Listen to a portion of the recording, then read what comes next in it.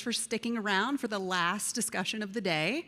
My name is Heather Ramsey. I am a Director of Customer Success here at Dataiku, and I am very excited to talk a little bit about what Catalina referred to as the so what. We're going to really get into it with two of our valued customers here on stage and talk about their experiences with Dataiku. We're going to explore their journeys around using our platform, from their initial decision to go with Dataiku, and then most importantly, the tangible real-world benefits that they have both recognized at their companies by using Dataiku. So I'm going to start by handing it over to Becky and Susan, where I'm going to ask them to please tell me a little bit more about yourselves, your company, your journey with Dataiku. Sure, I'll start. Good morning, afternoon, everybody. I'm Susan Twaddell with Cox Automotive. Cox Automotive, you've probably heard of, is the largest world's collection of automotive brands and services. So we'd like to say from cradle to grave, from the moment the OEM rolls the vehicle out of the assembly line, we have products and services that help support both the dealers, the OEMs, you as consumers, until that car goes bye-bye. So things like Auto Trader and Kelley Blue Book and DealerTrack and Viato and VIN. So we've got a large collection of brands and products and services that help you and me and everybody in the world transform the way we use vehicles.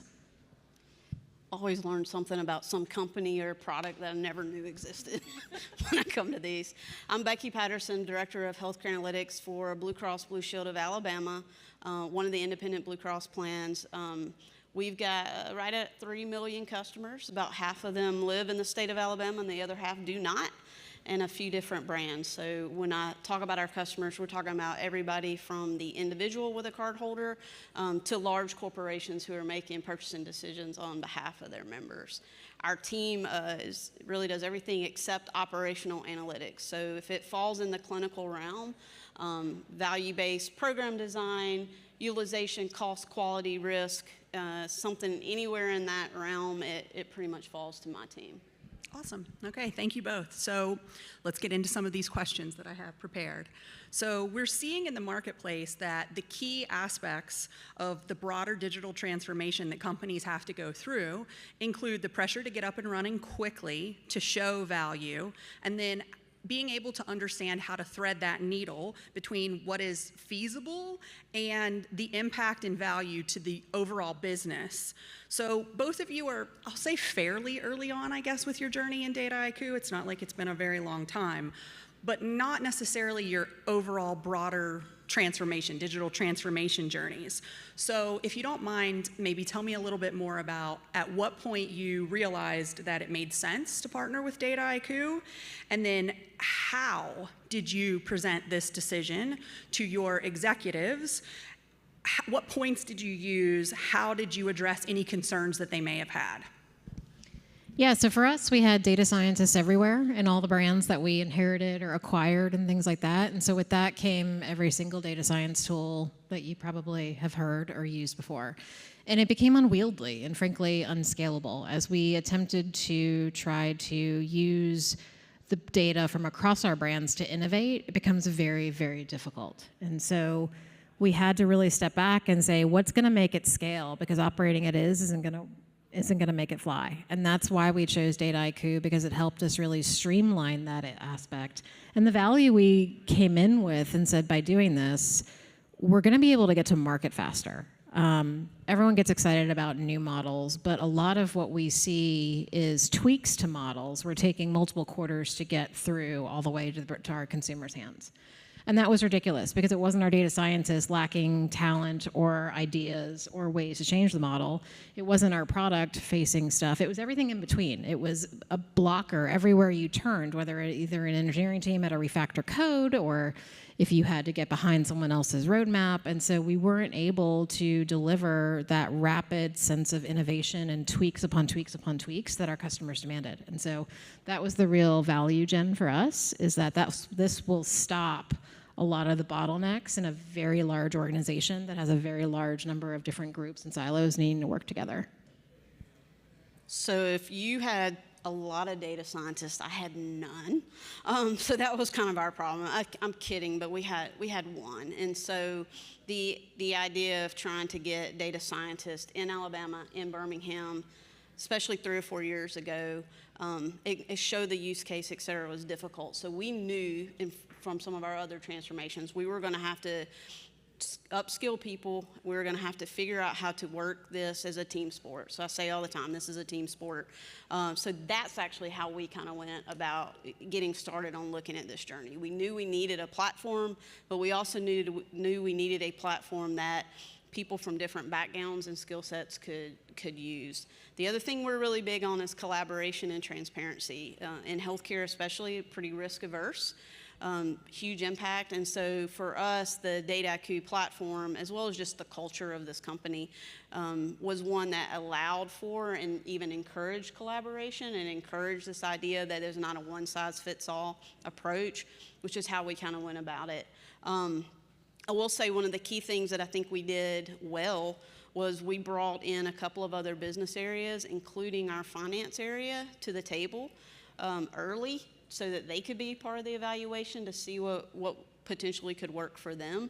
They haven't adopted quite as fast as us, but they've been there the whole time, trying to find that kind of win for them. We brought a data scientist or two to the table for the evaluation as well, so that they would want to use the product, as well as the people that surround them. So, today we've got quite a few people here who are using it in different ways, who are not traditional data scientists, and I think that as a team, they're greater than the sum of their parts. Thank you.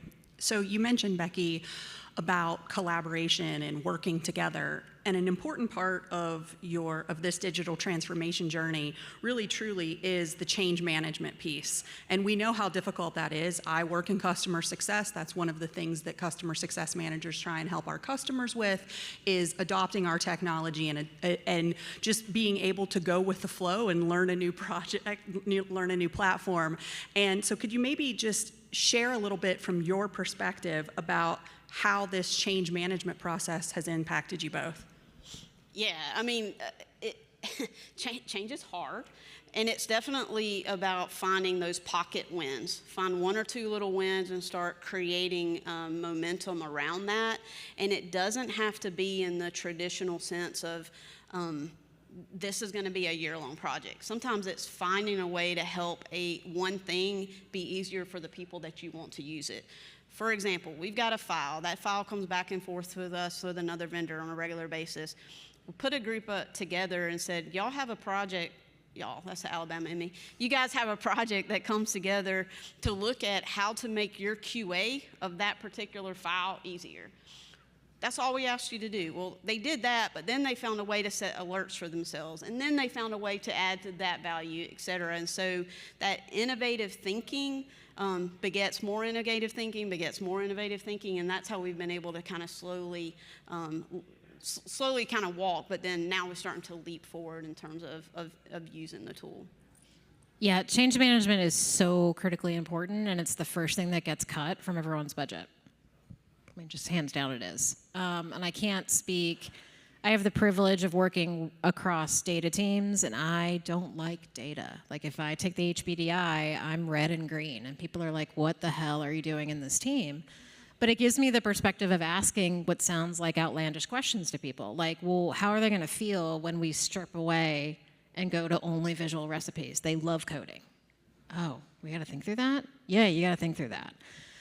So having a partner like you guys that emphasized change management was a huge, huge win for us.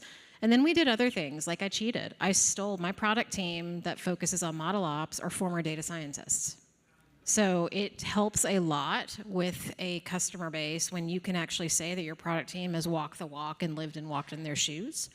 We also, I will say, took a very hands-on approach throughout the migration period of we are not just going to dump this in your lap. We're not going to turn the system on and walk away.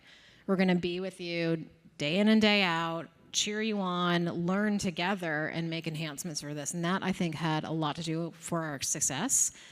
And then it's lame and cheeseball, but people like cheap recognition. So every time a model was migrated, we gave them Spark points, which is an internal kind of reward system that you have that you can translate into gift cards and stuff like that. And people scoff and laugh at it. Oh my God, people dug that stuff up. They love that. So don't be afraid to celebrate small wins and incorporate that into your migration plan. The technology is going to be there. The data is going to be there. It's all about how you wrap the people aspect into it that I think plays a big role in how successful you are. And I'm going to throw just one more question out there to you. Susan, was Dataiku there for you the whole way to help you with the change management piece? Absolutely. God, Brett, we had meetings with Harrison and with other folks about, well, have you thought about this? And eventually, even people who love change management are like, oh God, do we have to talk about more ways this project will fail? But it's really important to get your arms wrapped around that and then together collaborate on how we're going to attack it, which methods we're going to use, which one doesn't smell right for our, the morale of our users and things like that. But it was a huge, huge win and benefit from you guys. Awesome, thank you. So now I'm going to go back to the business side of things with this next question and ask if you found a way that is meaningful and measurable to really measure the aspects, the outcomes of your projects with Dataiku that have really resonated with all of your stakeholders. And if you can, share a little bit about that process and some of those measurable and meaningful business impacts. For us, I think we changed midway. I think we thought we'd be deploying hundreds, thousands of new models every single minute, every single day. It's turned out that while we do have a much faster path to releasing new models, what's really hit the nail for us has been the amount of model redeployments we can do quickly. How many times we could take a model that makes us millions and millions of dollars and make appropriate tweaks to it and not get it bottlenecked in a 6-month process to get the change out. Because guess what? Your data science team has already developed 6 more tweaks to that model, and you're caught in this endless loophole. And so we've gone from pre-Dataiku having 8 to 10 model redeployments a quarter to we just hit 60 last quarter. And it's gone relatively seamlessly and flawlessly. It's no longer a big deal if they want to redeploy something and make the model better. And that's been huge for us. That's sort of now our marching around KPI. So I'm going to take a slightly different angle on it. So nobody really cares how many models we have or deploy. But they care if we've helped them do something faster. We've helped them start and do more of something and or less of something they don't like to do. So we've gotten really good at, and part of our mantra is data has a job to do. So we've gotten really good at getting in there and figuring out what it is that makes that the business or the stakeholder successful, what is their KPI, and then how can we help them with their KPI versus the KPI of the model or of the deployment itself. Make them the hero at the end of the day. Awesome. So let's talk a little bit more about the future with Dataiku for your organization. So when you think about the next 12 to 18 months, what is one project that you're really going to hold us accountable for with helping you in partnership on? And then if you can, talk about one use case that is a priority for you and why in that 12 to 18 months time frame. For us, as far as holding you guys accountable, we have to continue to have our core values, right, of being able to collaborate and being able to develop quickly and transparently, secure, et cetera. So just that's constant innovation that we're keeping up for sure. One of the things we're excited about, of course it goes with LLMs because everybody's excited about LLMs, but we were actually just chatting about this, but one of the things we're wanting to do is take one of our areas that has nurses. Nurses by nature are they're very conservative in trying something new. They know what works. You can ask a nurse or what's that inherent thing. You can get them in a room and they'll tell you, they can tell when somebody's about to code and it's something so random, but they know, right? And they trust that. So we've got hundreds of nurses at our organization and they look at medical records, they look at claims history, and they look at their engagement with a member, and they kind of help us kind of detect from that human element if they think somebody's going to be a high-cost claimant. And we've got predictive models just like everybody else, but they wrap their notes together to let either our clients know or reinsurer know, et cetera, what they think their sort of clinical assessment is if this person's going to be more or less expensive coming up. So they've engaged with us, and we're going to try and use some of the LLMs and technology out there to determine what we think that clinical note should be and let the nurse sign off on it and make them more efficient. If we can get people who are historically tech laggards, if you will, who aren't big on change, to your point, to see the benefit that that brings them from an efficiency standpoint, and if the result is quality, there's a quality result comes from it, I think we're going to demystify and kind of take away the scariness of Gen AI. So I'm excited about trying to dabble in that. Oh my God, I can't follow that. You're saving lives. I'm working with car dealers. You have a budget for change controls. On a side note, it looks like we have some time, so I will digress. About 10 years ago, we were up for an award in the Metro Atlanta area, a TAG award, and the group that went, but we did, I don't even know what we did, something with cars and dealer prices or something like that. The team before us was from CHOA. If you hear from the Atlanta area, it's Children's Healthcare of Atlanta, and basically their project was how they use data to keep babies alive longer in the NICU, and it was like, okay, we're just not going to present ours. Like, let's not. So yeah, my answer is really more nerdier. We are heavily invested in the Govern and the Advanced Govern products. We've recently started using it for our model inventory. It came at a time where Cox Automotive has tightened up a little bit about their process about change control, and it has been beautiful, because what initially would have sidetracked us and said, how are we going to handle this? How are we going to handle these sign-offs? We looked at the system and we were like, oh, we can do this, and we just need to configure some things, and we can make this date work and be good. So if Kirsten's out there, I know she talked about Govern, thank you, because we really like it. I heard we're pushing the needle on it, so sorry, not sorry about what it needs to do. But we're excited for that, because I think as the different things with AI and generative AI come in governance and ethics, it's going to be more and more critical that piece of component works with everything else in our ecosystem. Awesome, thank you. So you mentioned Gen AI and those use cases. Is that where your priority is lying in the future for your future use cases? Is it something else? And maybe if you're talking about those future use cases, how are you trying to balance the risk versus reward as you're thinking about what you're going to do next? Yeah, we're dipping our toes in the water. We can't talk about a lot of them, but we're what our chief product officer calls pragmatically aggressive, right? So making sure that we are looking at internal and external use cases from an eye of, does this really make sense? What does it really show? How do we pilot and iterate in a lot of different ways? Internally, what I'm excited about is we just released using a combination of old school AI ML, but generative AI as well, to come up with draft data definitions for all of our data sets in our data lake. Raise your hand if when you supply data to me and you're in the data lake, if you bring me robust, human-readable, easily understood data definitions. Said no one, right? It's always been a problem from our supplier base. They don't want to do it. They don't know how to do it. They don't have time to do it. In our consumer base, it's the #1 complaint. I love that I can get all this data safely. I wish I knew what it meant and how to use it. And so we piloted this summer, and now we're live with Gen AI actually looking through the data sets and coming up with approximations that we then hand to the data supplier and say, you are now the human in the loop. Start not from a blank piece of paper, but start from these suggestions, and you guys get to tweak them, change them, throw them away, or approve them. And so we're getting some really, really great feedback on it, and it's tremendously helping us bring that percentage close to 100% for our end users for supplying definitions on data. Yeah, I mean, Gen AI, of course, is one, but it's just adoption as a whole. And part of it right now is, again, to kind of get rid of the scaries.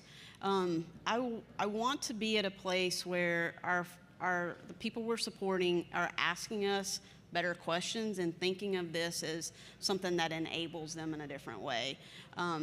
I mentioned this to some folks at lunch earlier, but I saw a presentation a year or two ago by this woman who is doing robotics, and I really like the way that she framed it up. But if we think 100 years ago, a horse was a companion to us that made our life easier as humans, right? If we need to carry a bunch of rocks up a mountain or whatever it was, we saw that as something that helped us. We didn't think the horse was ever going to replace us. And there are places where you do want a robot to replace you, bomb detection or something like that. But I think of AI as something that should enable us as humans to think deeper, faster, and just be more helpful. So all of my priorities are in that space. So the folks who are worried about replacing their jobs will think of this as a way that they can learn and do their jobs better. That's where we're at, in kind of this literacy space right now. And saving lives. So this room is full of business leaders, data leaders, thought leaders.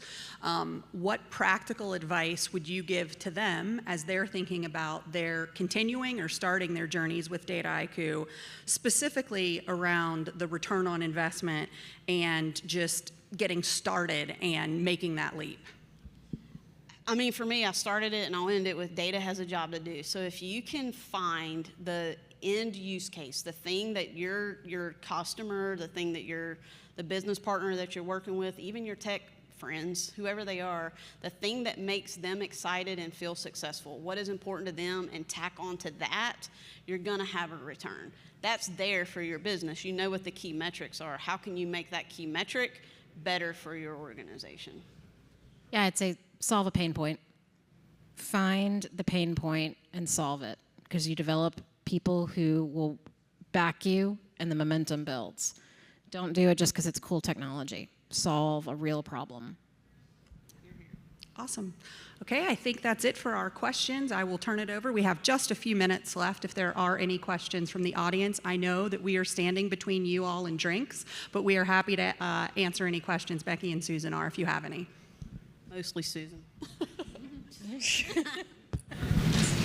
I'll shout. Where did the idea for Spark Points come from? So Cox Automotive is an amazing company. So we have an internal, it's through a third-party vendor, so other companies must do it. But yeah, it's an internal employee sharing recognition system. So it's outside of regular like incentives and stuff like that. But it's an incentive program where if you go to a meeting and someone is a rock star and helps you out, like any employee has a certain amount of points that they're allowed to send like thank yous for and stuff like that.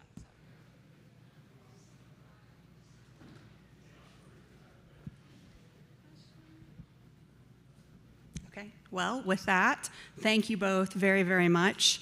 I appreciate it, and thank you all for taking the time. Please don't hesitate to chat with us during the break.